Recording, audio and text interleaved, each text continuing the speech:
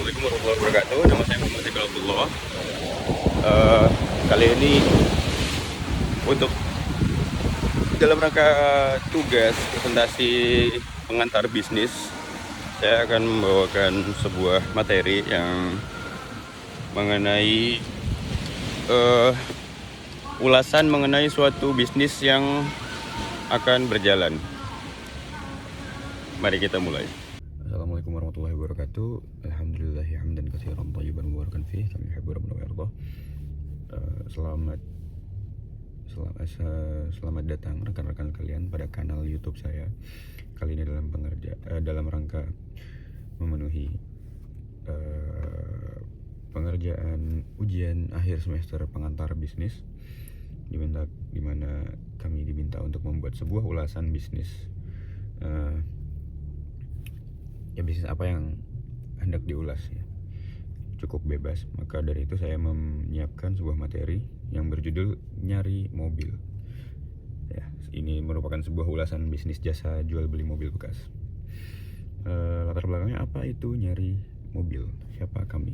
Bisnis ini didasari dari kegemaran pribadi kami akan hal-hal otomotif, terkhusus kendaraan yang beroda 4, yang mana itu selaras dengan keinginan serta gairah kami dalam hal berbisnis, yang lantas memunculkan ide dan peluang untuk menjadikannya sebuah model bisnis jual beli mobil yang terbilang cukup menjanjikan.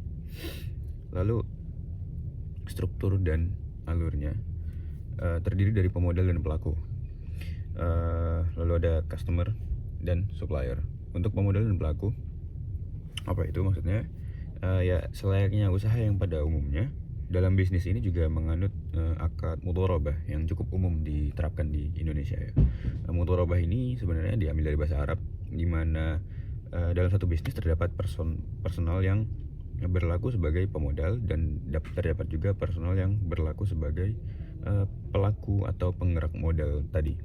Lalu ada customer yang dapat berasal dari manapun, ya cukup luas cakupannya, dengan target utama mereka orang-orang yang ingin memiliki mobil namun merasa awam akan hal-hal yang berkaitan dengan mobil yang akan mereka beli ya. Ketika memilih kendaraan yang tepat, maka dari itu mereka diharapkan akan memanfaatkan jasa kami. Lalu ada supplier yang dapat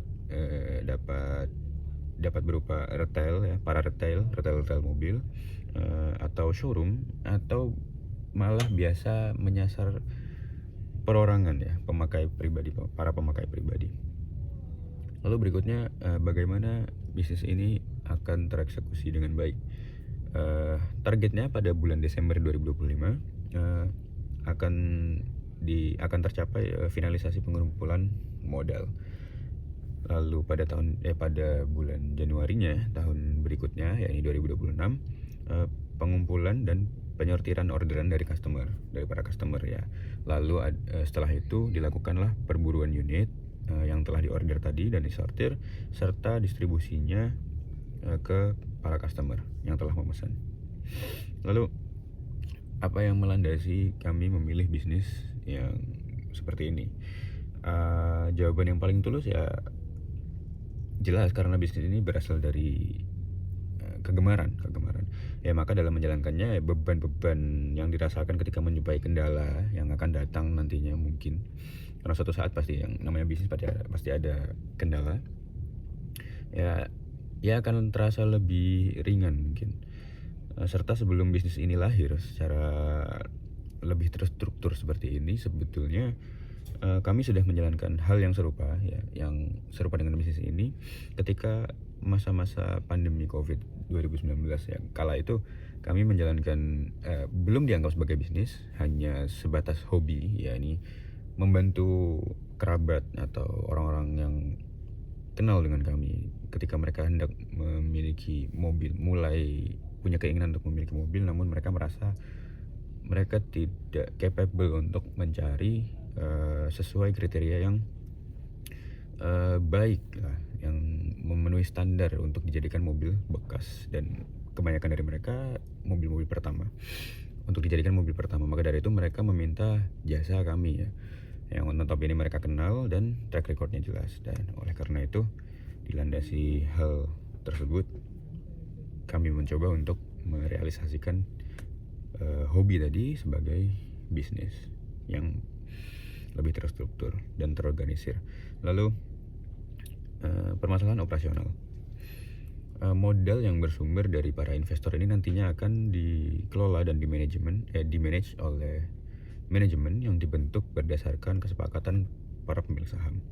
Lalu dikarenakan bisnis ini berasas atau berbasis mudharabah ya. Dan untuk awal kami hanya terdiri atas dua personil, yakni terdiri dari seorang pemodal yang persentase modalnya itu 80/20, pemodal dan pelaku yang persentasenya 80/20, di mana si pemegang 20% modal ini juga berperan sebagai pelaku usaha. Maka dari itu keuntungan, sebetulnya perihal keuntungan ini dapat disepakati benar-benar fleksibel, disepakati oleh kedua belah pihak ini, karena akad mudharabah secara tidak langsung melazimkan bahwasanya sang pemodal atau pemilik modal mayoritas ini tadi dapat berdiskusi dan membuat kesepakatan dengan si pelaku untuk perihal keuntungan yang akan didapatkan nantinya. Nah, dengan demikian si pelaku dan pemodal memperoleh laba nantinya sesuai dengan persentase modal yang dikeluarkan ya, pada dasarnya itu.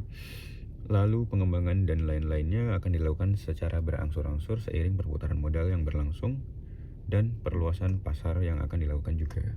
Ya, sekian dari saya, mungkin cukup sekian. Ya, cukup dari saya. Subhanakallahumma bihamdika asyhadu an la ilaha illa anta astaghfiruka wa atubu ilaik. Semoga apa yang telah saya paparkan cukup jelas dan dapat difahami dengan baik. Dan apabila ada masukan dan saran dan sebagainya, mohon untuk dituangkan ke kolom komentar ya. Tolong dimanfaatkan kolom komentar itu untuk sama-sama membangun. Ya, terima kasih atas perhatiannya dan sampai jumpa.